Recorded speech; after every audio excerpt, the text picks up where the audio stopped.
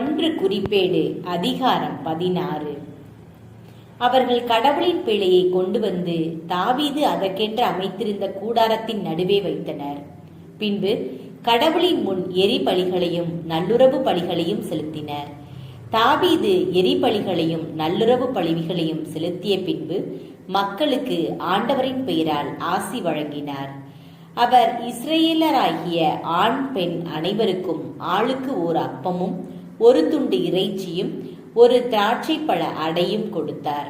பின்பு அவர் ஆண்டவரின் பேழையின் முன் வழிபாடு நடத்தவும் இஸ்ரேலின் கடவுளாகிய ஆண்டவருக்கு நன்றி செலுத்தவும் அவரை போற்றவும் லேவியரில் சிலரை திருப்பணியாளராக நியமித்தார்.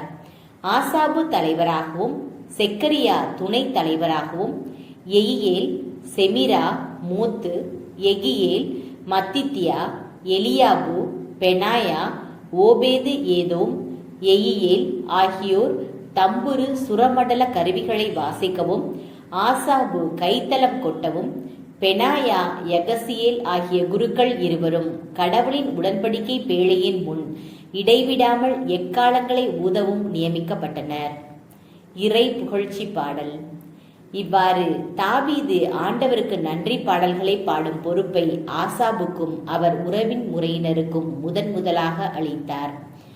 ஆண்டவருக்கு நன்றி செலுத்துங்கள், அவர்தம் பெயரை சொல்லி வழிபடுங்கள், அவர்தம் செயல்களை மக்களினங்கள் அறிய செய்யுங்கள், அவருக்கு பாடல் பாடுங்கள், அவரை புகழ்ந்தேத்துங்கள், அவர்தம் வியத்தகு செயல்கள் அனைத்தையும் எடுத்துரையுங்கள், அவர்தம் திருப்பெயரை மாட்சிப்படுத்துங்கள்.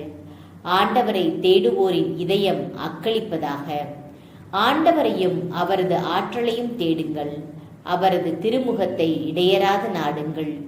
அவர் செய்த வியத்தகு செயல்களை நினைவு கூறுங்கள், அவர் தம் அரும் செயல்களையும் அவரது வாய்மொழிந்த நீதி தீர்ப்புகளையும் நினைவில் கொள்ளுங்கள்.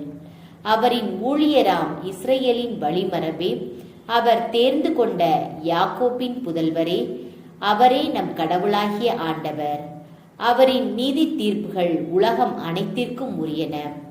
அவரது உடன்படிக்கையை என்றென்றும் நினைவில் கொள்ளுங்கள். 1000 தலைமுறைக்கென அவர் அளித்த வாக்குறுதியை மறவாதீர்கள். ஆபிரகாமுடன் அவர் செய்து கொண்ட உடன்படிக்கையையும் ஈசாக்குக்கு அவர் ஆணையிட்டு கூறியதையும் நினைவில் கொள்ளுங்கள்.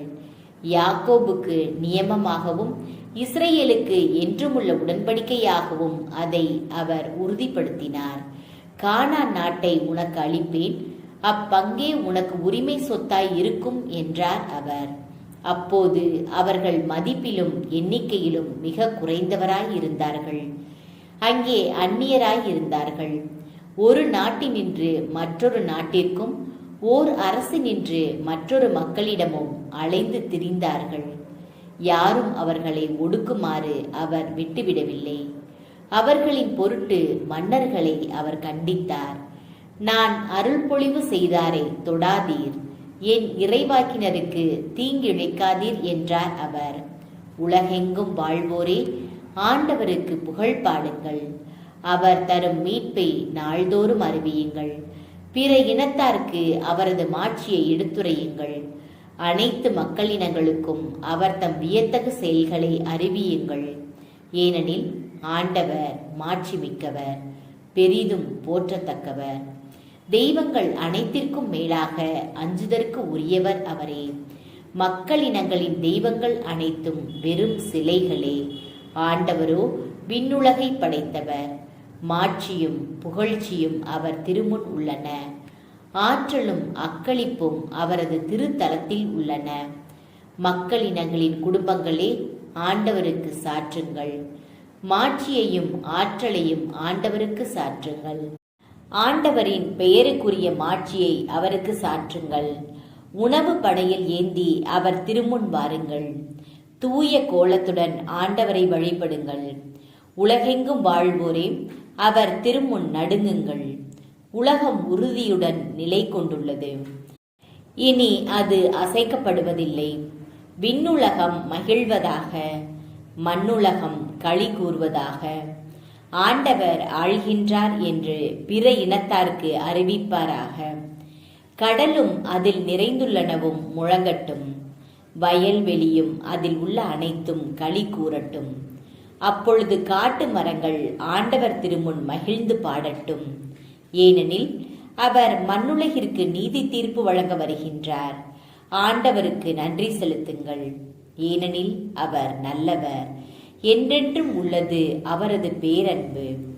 எங்கள் மீட்பராகிய கடவுளே, எங்களை விடுவித்தருளும். வேற்று நாடுகளினின்று எங்களை விடுவித்து ஒன்று சேர்த்தருளும். அப்பொழுது நாங்கள் உமது திருப்பெயருக்கு நன்றி செலுத்துவோம், உம்மை புகழ்வதில் பெருமை கொள்வோம். இஸ்ரேலின் கடவுளான ஆண்டவர் ஊழி ஊழியாக புகழ் பெறுவாராக என்று சொல்லுங்கள். அப்பொழுது மக்கள் அனைவரும் ஆமென் என்று சொல்லி ஆண்டவரை போற்றினர்.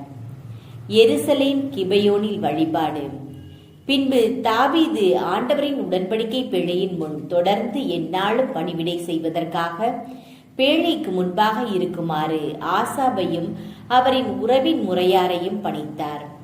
ஓபேது ஏதோமும் அவரின் உறவின் முறையாளர்களான 68 பேரும் அவர்களுக்கு உதவி செய்ய வேண்டும். எதுத்தூனின் மகனான ஓபேது ஏதோமும் கோசாவும் வாயில் காவலராக நியமிக்கப்பட்டனர். குரு சாதோக்கும் அவர் உறவின் முறை குருக்களும் கிபையோன் தொழுகை மேட்டில் ஆண்டவரின் திருக்கூடாரத்தின் முன் பணி செய்ய வேண்டும். இஸ்ரேலுக்கு ஆண்டவர் கட்டளையாக தந்த திருச்சட்டத்தில் எழுதியுள்ளபடி காலையிலும் மாலையிலும் தவறாமல் எரி பலிபீடத்தில் மேல் அவர்கள் எரிபலிகளை செலுத்த வேண்டும்.